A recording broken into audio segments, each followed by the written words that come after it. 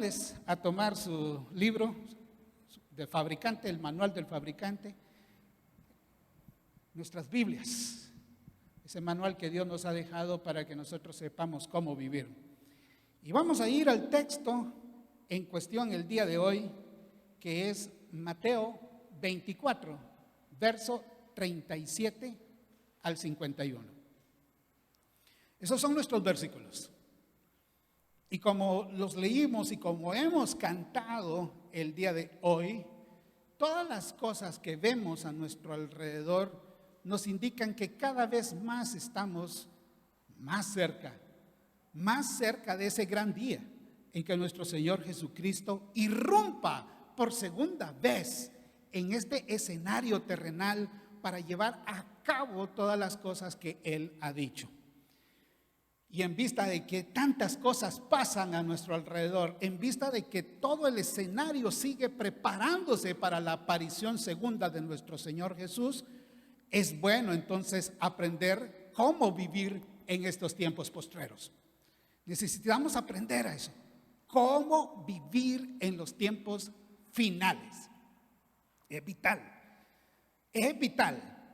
porque las cosas cada vez más, mis hermanos, se están así como quien dice, convergiendo para que todo lo que el Señor ha predicho se cumpla. ¿Y cómo debemos vivir en estos tiempos? Bueno, según el texto que tenemos al frente de Mateo 24, en primer término, estamos llamados a vivir caminando en Dios como lo hizo Noé. Caminando en Dios. Y yendo al versículo acá en cuestión, en el verso 37, se nos dice que en esos días de Noé, como fue en esa época, así también será la venida del Señor.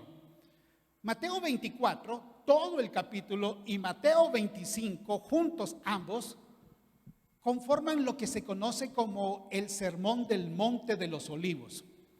Un sermón escatológico o profético. Escatológico quiere decir eso, profético o de los últimos tiempos.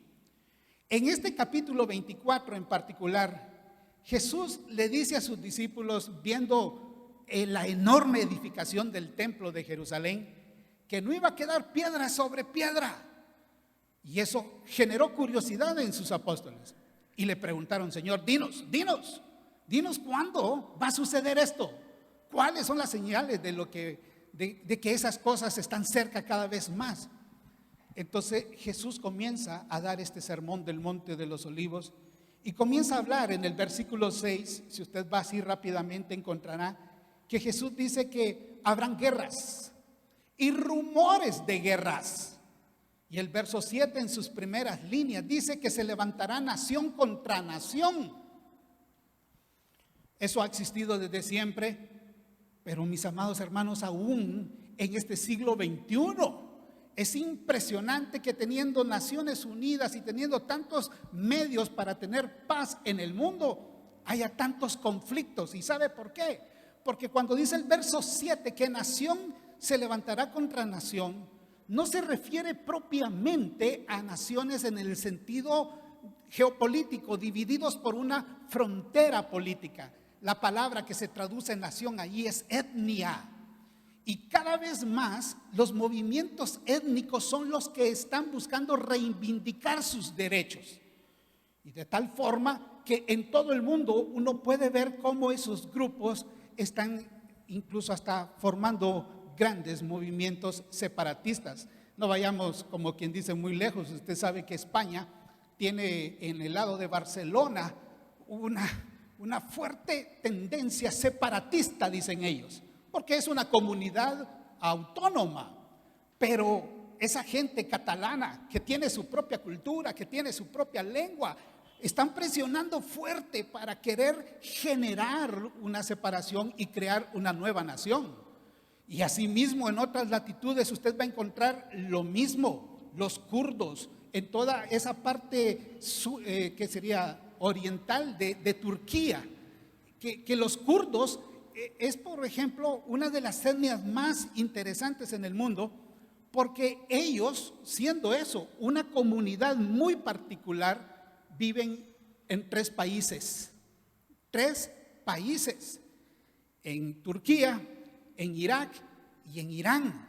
Y las fronteras ahí que convergen están justamente agarrando ese territorio. Y ellos también han estado presionando por formar su propia nación, más que todo en vista que los iraquíes estuvieron queriendo eliminarlos. Y luego los de ISIS aparecieron también queriendo generar mucha presión ahí. Y en el mundo vemos eso. Póngale atención, eso quiero decirle. Pongámosle atención en particular a ese movimiento de etnias en el mundo, que puede ser muy fuerte cada vez más.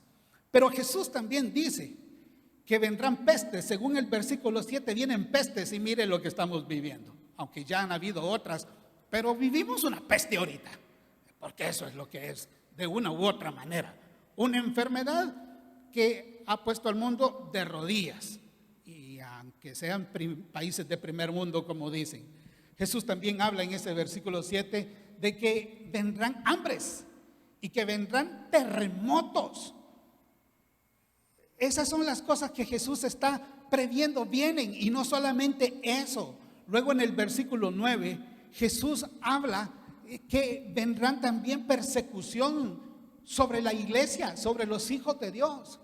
Y la persecución que viene sobre el pueblo de Dios va a tomar forma legal. Cuando tantas cosas se están buscando legalizar en el mundo, y ya una vez legalizadas se convierten en una herramienta en mano de aquellos que son intolerantes para perseguir a los que no se ajusten a esas cosas legalizadas que son completamente fuera de la voluntad de Dios. Y usted sabe a qué me refiero, en especial el asunto de la vida, en especial el asunto del género y tantas otras cosas que por ahí presionan fuertemente para legalizarse y convertirse en una plataforma para perseguir a la iglesia. Es así como ya en Estados Unidos muchos pastores e iglesias son demandadas también, y no estamos lejos en nuestra América Latina. Jesús también habla en el verso 11 que habrán falsos profetas. Se levantarán cada vez más predicadores hablando según sus propias concupiscencias. Y aún más, el verso 12 de Mateo 24 dice que la maldad se va a multiplicar. Y hermanos, aún a pesar de todo lo que el mundo tiene que sufrir, la maldad crece cada vez más. Cada vez más la maldad sube y sube y sube en proporciones que uno ni siquiera de verdad entiende cómo es posible en un mundo que se llama civilizado y que se llama educado, pero que aún así se está degenerando y se está orillando más y más a la degradación. Y justamente después de hablar de todas las cosas que han de suceder, es que Jesús llega a estos versículos que nos sirven de base para hablar que la segunda venida de Él, que vendrá como quien dice a intervenir en todas las cosas que estén sucediendo o que están sucediendo en la humanidad, esa segunda venida será como en los días de Noé. Así, similar, aparecerá el Señor de una forma inesperada. Y más que todo, la referencia que Jesús hace a la época de Noé es a la condición de la humanidad, porque si va conmigo, note cómo dice allí el verso 38, que en los días antes del diluvio, la gente estaba comiendo, bebiendo, casándose, dándose en casamiento hasta el día en que Noé entró en el arca. Y usted recuerda bien, en Génesis 6, cómo se narra esa historia del diluvio, que Dios envió como castigo porque la maldad había crecido. Y lo que Jesús describe es una sociedad relajada, una sociedad que está viviendo en relax, nada más tratando de satisfacer sus necesidades temporales, materiales y sensuales.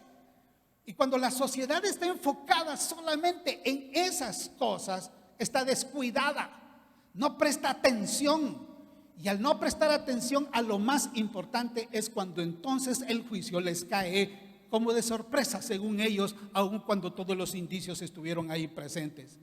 Note el verso 39, esas palabras de Jesús al inicio. Y no entendieron, no entraron en razón, no comprendieron todo lo que estaba pasando solo hasta que vino el diluvio. Y como dice el versículo, se los llevó a todos, hasta allí. La humanidad parece que no ha aprendido, porque si hablamos de Génesis 6, recién la creación, parece todo está ahí muy, muy fresco. Y ya en el capítulo 6 Dios está destruyendo la tierra con el diluvio. Y la gente no entendió que su vida relajada, que su vida, esa vida incluso hasta de disipación, una conducta que iba en contra de la voluntad de Dios, era lo que atraía sobre ellos el juicio. Y no lo entendieron hasta que les cayó encima el diluvio. Por eso es que hay que estar preparados. Por eso es que hay que saber vivir en estos tiempos postreros, para que cuando vengan esas cosas no nos agarren, como quien dice, en la misma manera en que agarró a la generación de Noé, sin entender. Mis hermanos, no tenemos que caer en eso. No tenemos que cometer el mismo error que cometió la generación de Noé. Es vital que más bien seamos como Noé. Y Génesis, en el capítulo 6, verso 9, dice que Noé era 3 cosas, o hacía 3 cosas, que pienso es lo que nosotros tenemos que hacer en este tiempo para estar preparados, para vivir de la manera que Dios quiere en un mundo cada vez más orillado a la descomposición. Noé era varón justo, era perfecto en sus generaciones. Con Dios caminó Noé, dice la Biblia. Hermosas palabras, ¿no? Una hermosa descripción de este hombre. Y si Noé, en una época de mucho relajamiento, en una época de mucha maldad, pudo vivir así, entonces nosotros también debemos vivir así. Debemos de vivir, como dice, de manera justa. Y el justo, mis hermanos, es en particular aquel que vive de una manera recta, moralmente conducido de acuerdo a las leyes, especialmente de Dios, pero también a las leyes que no contravienen esa voluntad de Dios. El justo vive de esa manera, ajustado a lo que Dios demanda, estando a cuentas con Él. Y una persona recta en este tiempo, aun cuando el mundo no la aprecie, Dios sí. Y lo hace a usted y me hace a mí personas preparadas, viviendo de la manera que Dios quiere en estos tiempos postreros. Es complicado, sí, no es fácil, sobre todo porque el mundo presiona de una manera artera para que uno se acomode a la inmoralidad, para que uno se relaje también en relación a lo que es esa ley de Dios que estamos llamados a cumplir y a vivir como Él lo demanda. Pero debemos procurar ser lo más rectos posibles en nuestra vida. Además de eso, el texto dice que era perfecto. En español esa palabra es bastante seria, porque pareciera como que el hombre no tenía ningún defecto. Y sí los tenía. Después vemos en la vida de él, ¿verdad?, algunas cosas.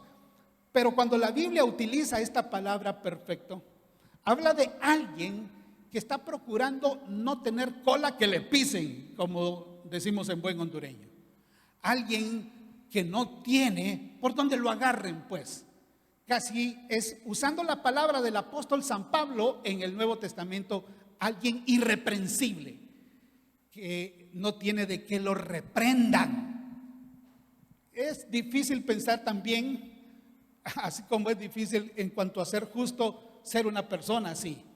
Ser una persona que la gente no tenga nada que señalar, que cuando lo miren a usted y me miren a mí, les cueste cueste encontrar algo que decir malo de usted.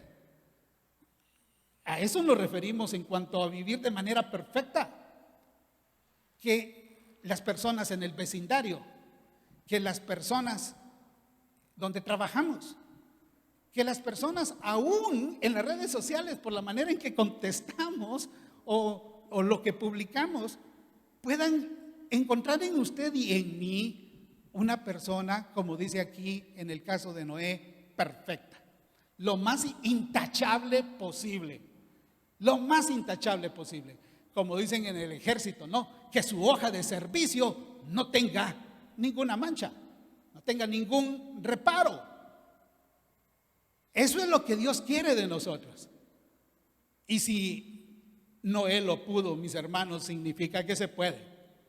Significa que es posible procurar ser lo más cercano a eso. No es que no vamos a fallar, sí fallamos. Y todos conocemos nuestras debilidades, todos sabemos cuáles son nuestras falencias. Y sobre todo aquellas inclinaciones pecaminosas que tenemos, en las que Satanás trata de aprovecharse para dañarlos más. Pero como sabemos eso, es allí donde vamos a procurar entonces ser lo más cercano. Y algo importante he encontrado yo, ¿sabe? Para poder tener esa vida de justo y de perfecto delante de Dios, es bueno hablar con Dios de aquellas cosas que son nuestras debilidades.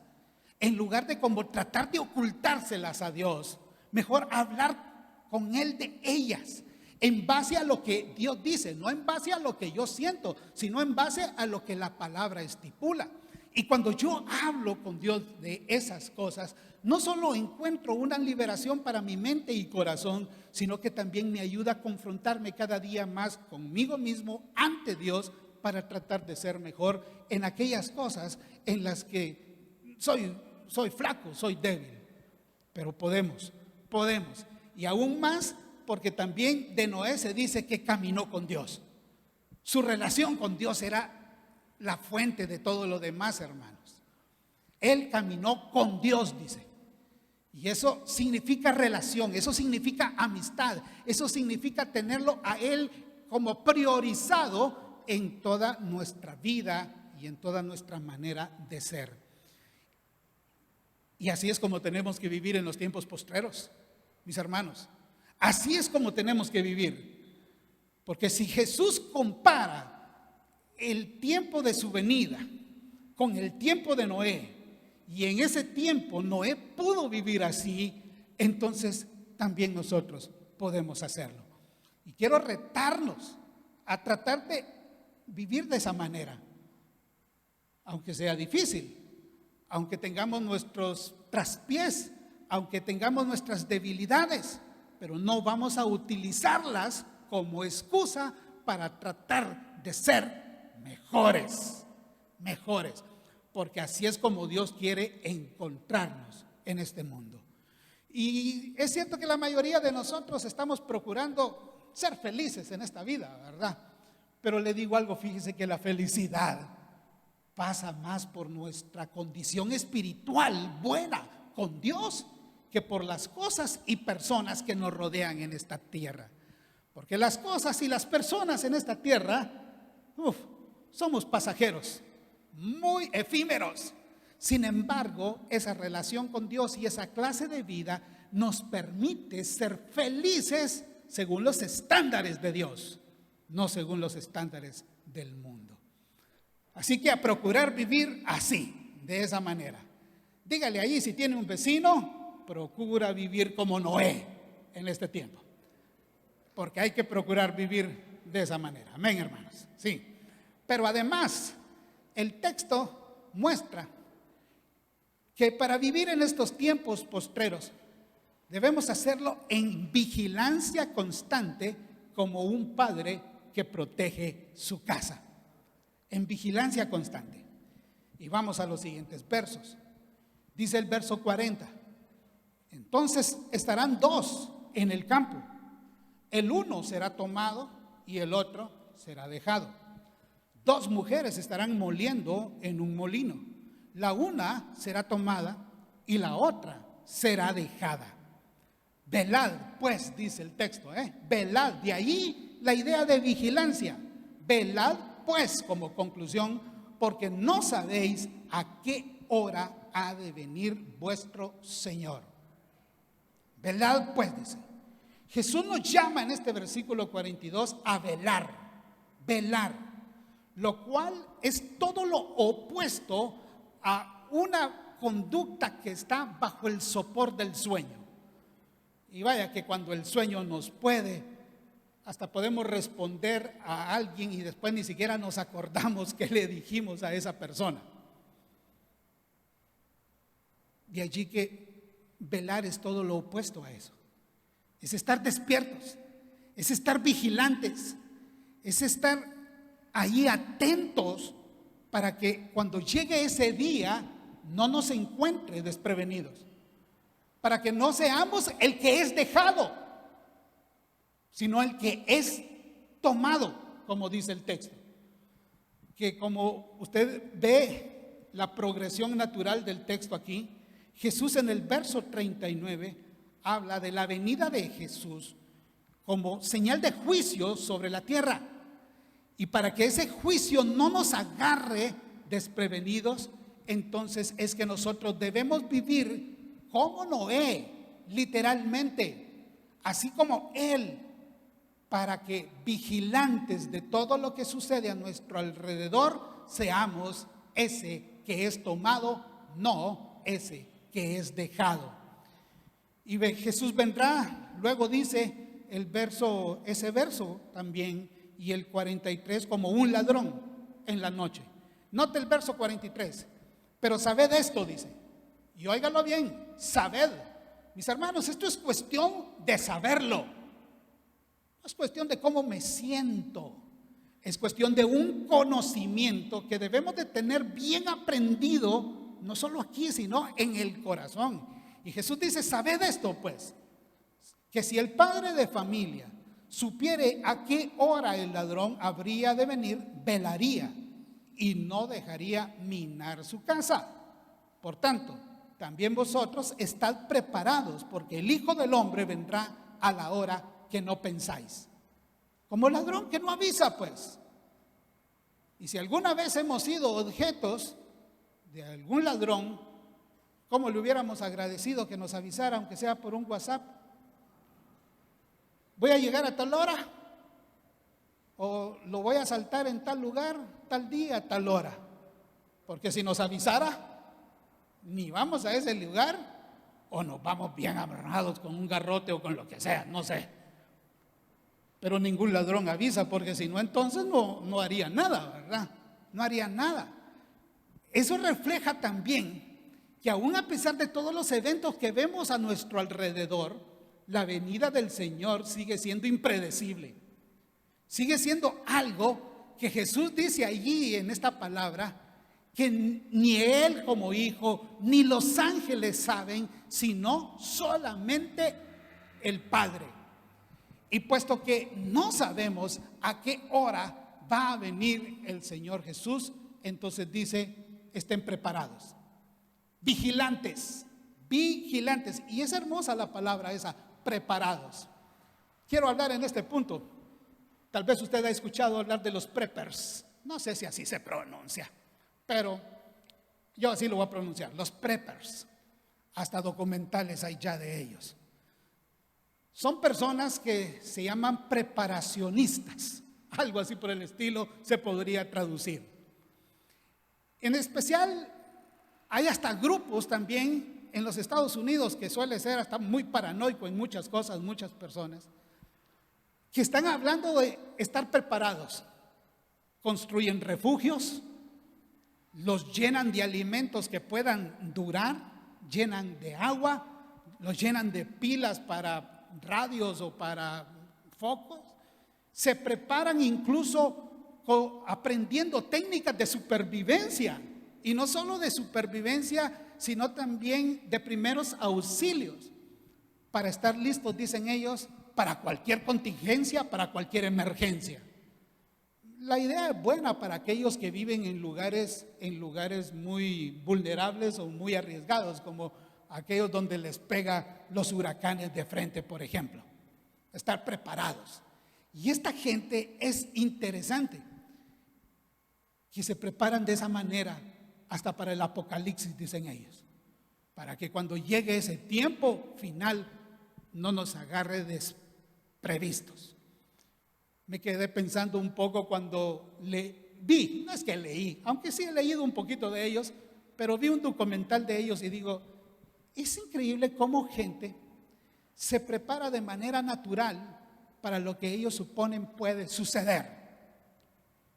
Hermanos, de manera espiritual, con mayor razón, deberíamos de estar preparados, vigilantes, pendientes de lo que está sucediendo a nuestro alrededor, no para sentir pánico, no para sentir opresión, sino para estar vigilantes.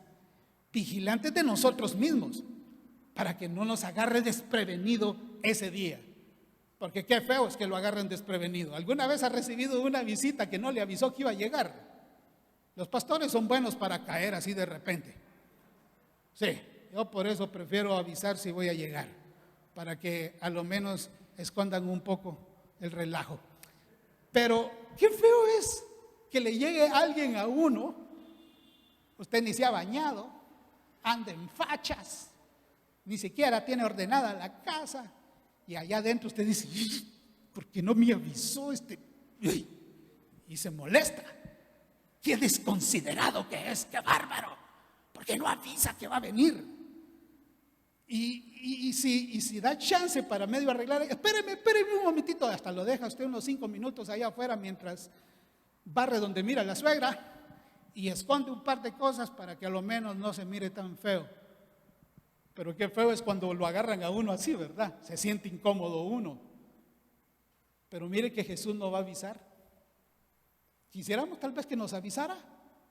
Tal vez porque uno dice así, me alisto con anticipación. Pero lo hermoso de esta palabra es que es más bien impredecible la venida de nuestro Señor. Él tampoco nos va a avisar. Como un ladrón no avisa para estar listo, tampoco Jesús nos va a avisar cuando Él viene. Y por eso dice la palabra, velad, sean vigilantes. Y en especial esa vigilancia es sobre nosotros mismos, para no relajarnos, para no caer en esa conducta disipada en que el mundo está cayendo. Porque patético es que a pesar de lo que hemos vivido, mucha gente, y entre ellos muchos que nos llamamos cristianos, todavía querramos vivir de la misma manera, tan como a nuestra forma de ser, acomodando el cristianismo a lo que a mí me conviene, en lugar de ajustarme a lo que Dios demanda en su palabra. Vigilantes, hermanos, porque ustedes y yo somos la generación que más cerca está de la venida del Señor. Y es obvio, ¿no? Es obvio, la estamos viviendo. Y cada vez más vemos más cerca esa venida de nuestro Señor. Note lo que nos dice 1 Tesalonicenses 5:6. Por tanto, dice Pablo, no durmamos como los demás, como otros que están allí relajados, sino velemos y seamos sobrios. Y si usted detenidamente en su casa quiere leer los primeros versículos, notará que Pablo en esos primeros 5 versículos también habla de la segunda venida del Señor como un ladrón en la noche.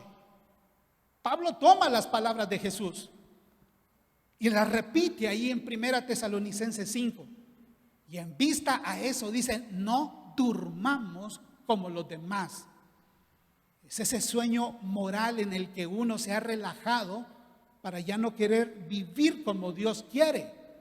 Y dice, tenemos que velar, estar vigilantes, estar preparados. Y dice el texto, ser sobrios, ser sobrios.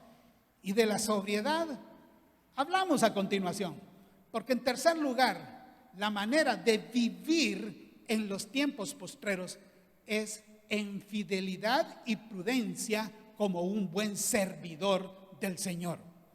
Y nos vamos a los versos 45 al 51 de nuestro pasaje de hoy.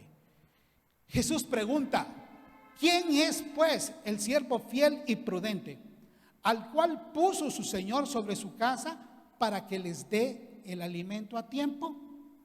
Bienaventurado aquel siervo al cual cuando el Señor venga le halle haciendo así. De cierto digo que sobre todas sus cosas, dice, lo va a poner. Pero si aquel siervo malo dijera en su corazón: mi Señor tarda en venir, y comenzare a golpear a sus compañeros o consiervos, y aún a comer y a beber con los borrachos, vendrá el Señor de aquel siervo en aquel día que no espera y a la hora que no sabe, otra vez lo impredecible, y le castigará duramente. Y dice que pondrá su parte con los hipócritas, porque allí será el lloro y el crujir de dientes. Estos versículos nos muestran una realidad: somos servidores de Dios. La palabra servidor aquí, o siervo, es la traducción de una palabra griega, doulos, que significa eso: un servidor, un esclavo, literalmente comprado para hacer oficios en la casa de su amo. En nuestro caso, somos ese siervo, pero que por la sangre de Cristo Jesús hemos sido libertados del pecado y que ahora, de manera voluntaria, estamos en sujeción a Él y somos sus siervos. Mire qué bonito: éramos esclavos del pecado. Jesús vino y nos libertó de la esclavitud del pecado. Y ahora, en gratitud, usted y yo nos sometemos a esta esclavitud, a esta servidumbre, pero en una sujeción voluntaria y de gratitud a Él. Y esa es la clase de servidores que tenemos que ser. Ahora, se requiere de este servidor, como Jesús señala aquí, que sea dos cosas: que sea fiel y que sea prudente. Fidelidad y prudencia. En otras palabras, lealtad. Nuestra lealtad tiene que estar comprometida al 100% con Dios. Nuestra lealtad no tiene que estar como dividida o así a medias entre lo que Dios dice y luego lo que el mundo nos está presentando. No, nuestra lealtad tiene que ser total a Dios. Es a Él a quien nos debemos, es a Él a quien le vamos a dar cuentas. Y como es a Él, entonces mire, full fidelidad a nuestro Dios, full a Él, lealtad total a Él, no a personas, no a instituciones, no a sistemas de este mundo, sino a Dios y a lo que Él nos dice en su palabra. Porque en el momento en que nosotros comprometemos nuestra lealtad con otras cosas, personas o ideas o tendencias, es cuando dejamos de ser ese siervo fiel a Dios. Y nos está llamando, Él nos está llamando. Él, como servidores, nos ha encomendado cosas que debemos de hacer de forma cabal. Hermanos, como siervos de Dios, debemos procurar cumplir en particular nuestros roles en esta vida de manera adecuada. ¿Cuál es el rol que usted tiene en este momento en la vida? El rol de esposo, el rol de esposa, el rol de padre, el rol de madre, el rol de hijo, el rol de empleado, el rol de empresario, el rol de jefe, el rol de estudiante, el rol de productor. ¿Cuál es el rol que tenemos en este momento? Tenemos varios roles, ¿no?, que cumplir en esta vida. ¿Sabe? Esos roles que Dios nos ha entregado para que vivamos en ellos, debemos procurar cumplirlo lo mejor posible, porque es para Dios también, es para Él. Y no solo eso, el trabajo que Dios nos ha puesto en nuestras manos, el predicar el evangelio y el ayudar a otras personas es parte de ese servicio que Dios quiere que nosotros también cumplamos de manera cabal a Él. Y como servidores de Dios tenemos que procurar ser leales a cumplirle a Él, a Dios. Y si le cumplo a Dios, por ende, estaré cumpliendo esos roles de manera correcta, de manera adecuada. Cuando el Señor regrese, dice el texto aquí, Él va a premiar a quien encuentre actuando de manera leal y de manera prudente, de manera sagaz, si se puede también decir de esa manera. La prudencia, mis hermanos, es como, en otras palabras, sensatez, sentido común. A eso se refiere, a actuar con sentido común. Si el tiempo postrero es tan malo, caracterizado por personas que se orían más y más a la maldad, como hijos de Dios, tenemos que ser vivos. Y hasta Jesús dijo que tenemos que ser sencillos como palomas y astutos. Y como serpientes, dijo, como serpientes. No porque la serpiente, es cierto que la serpiente la vemos siempre como un animal así medio intimidante y malo. Pero ¿sabe en qué está la astucia de la serpiente? En que ella no es que ataque por maldad, sino como por defenderse. Y por esa razón sugieren que cuando usted ande en un lugar donde pueden haber serpientes, haga la mayor cantidad de bulla que pueda hacer para que ellas se alejen, porque ellas se alejan cuando escuchan bulla. Entonces, cuando Jesús dice que hay que ser astutos así, significa que también nosotros, en medio de un mundo que hace tanta bulla, en medio de un mundo que presiona de una manera tan torcida, tan fea, nosotros también tenemos que mejor tener ese nivel de prudencia cuando hablamos y cuando actuamos con personas de este mundo. Tenemos que actuar de forma prudente, de forma sensata, porque si no, entonces no seremos premiados. El verso 46 y 47, especial el 47, dice que cuando el Señor venga, le pondrá sobre todos sus bienes. Le va a dar más responsabilidad por lo visto, ¿verdad? Pero es una responsabilidad en la eternidad, cuando ya no va a haber ese problema que tenemos en el tiempo actual.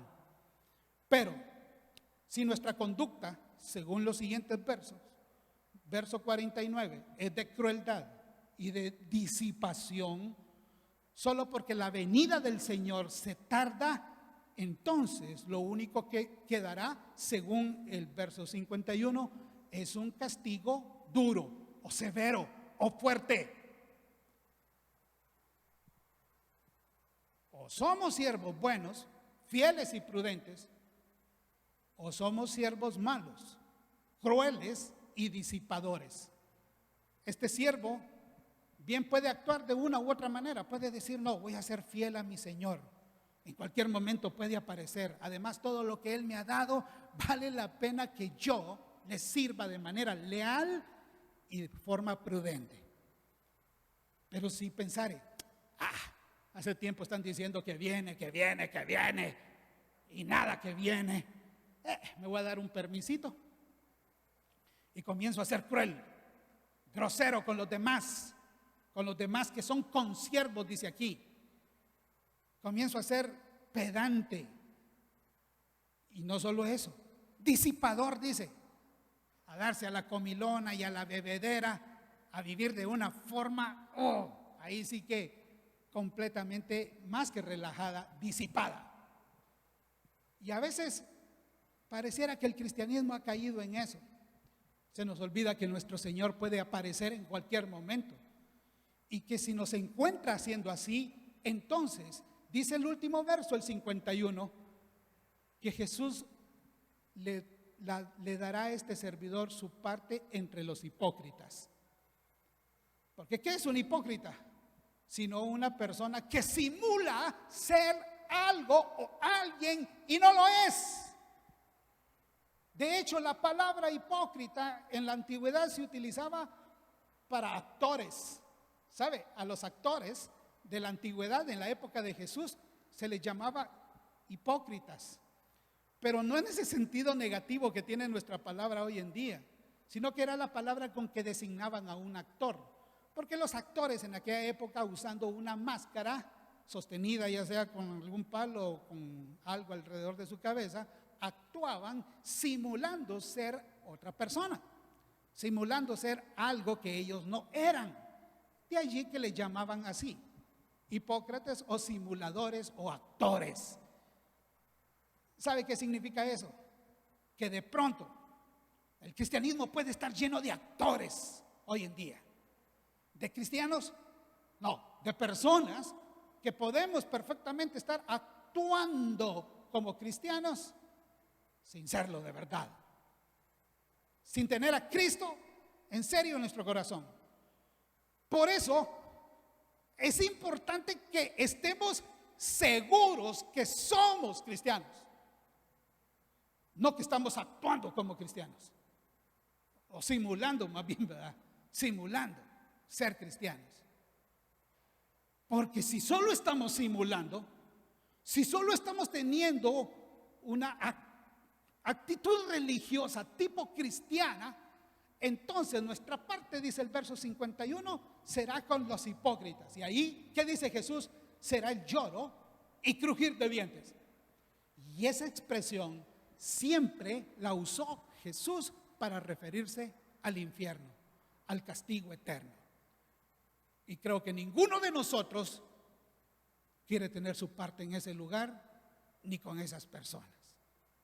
Por eso hay que estar seguros de ser hijos de Dios, de haber creído en Cristo Jesús de verdad, para que cuando Él venga nos encuentre como buenos siervos y no como simuladores, no como personas que han actuado religiosamente pero sin tener a Cristo en su corazón. Jesús mismo declaró que cuando Él venga, muchos le dirán: Señor, Señor, en tu nombre hicimos esto, hicimos aquello, hicimos lo otro. Y el Señor les va a decir: no les conozco, apartados de mí, hacedores de maldad. De ahí la importancia de estar seguros de ser hijos de Dios. Yo quiero preguntarle, y si usted está seguro, dígame un fuerte amén. ¿Está seguro de que usted es hijo de Dios? ¿Está seguro de que si Cristo viniera ahorita nos encuentra como siervos fieles y prudentes? Amén, hermanos. Tiene que haber un amén convencido allí, porque si ese amén no es convencido aún, entonces es mejor ponernos a cuentas con Dios, estar listos, porque el Señor viene. Es importante hablar de esto, amados hermanos, porque cada vez más nosotros estamos asistiendo a un escenario que se prepara más y más para los tiempos finales. Cada vez más y más el mundo está casi como listo y servido para que se manifiesten los tiempos últimos. Y por eso es importante, ¿ok?, que aprendamos a vivir en los tiempos postreros, caminando en Dios como Noé, en vigilancia expectante y constante como un padre de familia que protege su casa. Y finalmente, en fidelidad y prudencia como un buen servidor del Señor. ¿Alguien me dice amén? Amén. Hay que vivir así. Hay que vivir así, de esa manera, de esa forma. Si usted quiere seguir leyendo Mateo 25, encontrará que Jesús menciona dos parábolas: la de las 10 vírgenes, 5 prudentes y 5 insensatas. Y también habla no solamente de eso, sino del Señor que se fue y entregó sus bienes a varios siervos y esperó que ellos fueran fieles con esos bienes. Y al regresar, llamó a cuentas a cada uno. Eso significa que para usted y para mí, el vivir como Dios quiere en estos tiempos finales no es una opción. Es literalmente una orden, un mandato. Y así es como debemos vivir. Vamos a ponernos en pie y a orar entonces. A pedirle al Señor que nos bendiga en este día y que nos ayude a estar listos. Y sabe, hablar de esto no es como por ser alarmista o ser, ¿qué otra palabra? Infundir miedo. No. Es básicamente para recordar lo que ya nosotros sabemos, porque yo sé que lo sabemos. Y ¿sabe qué? Aún más, es para darnos paz en medio de lo que vivimos. Hermanos, lo que está pasando ya estaba escrito. ¿Y sabe qué? No lo va a cambiar nadie. Ningún político nuevo, ninguna tendencia nueva, por mucho que se grite, que se vocifere, lo que va a suceder, va a suceder. No lo podemos ni siquiera retrasar, porque Dios ya tiene un día y una hora para todas estas cosas. Por eso es que hay que saber vivir en estos tiempos postreros de la manera que la Biblia dice. Señor, en el nombre de Cristo Jesús, nos volvemos a ti en esta hora y te decimos, Señor, gracias por mostrarnos cómo debemos vivir. Vivir caminando en ti como Noé. Vivir vigilantes como ese padre de familia que cuida su casa. Vivir de forma leal y prudente a ti como un buen servidor. Señor, en el nombre de Cristo, ayúdanos a vivir de esa manera en estos tiempos tan difíciles que nos ha tocado a nosotros. Ayúdanos a recordar que las cosas que a nuestro alrededor suceden nada más presagian Dios, la eminencia de todo lo proféticamente anunciado, y que nosotros tenemos que estar hoy más que nunca listos. Y queremos pedirte en el nombre de Jesús que nos ayude. Señor, sabemos que tú vienes. Sabemos, Señor, que te esperamos a ti con todo nuestro corazón.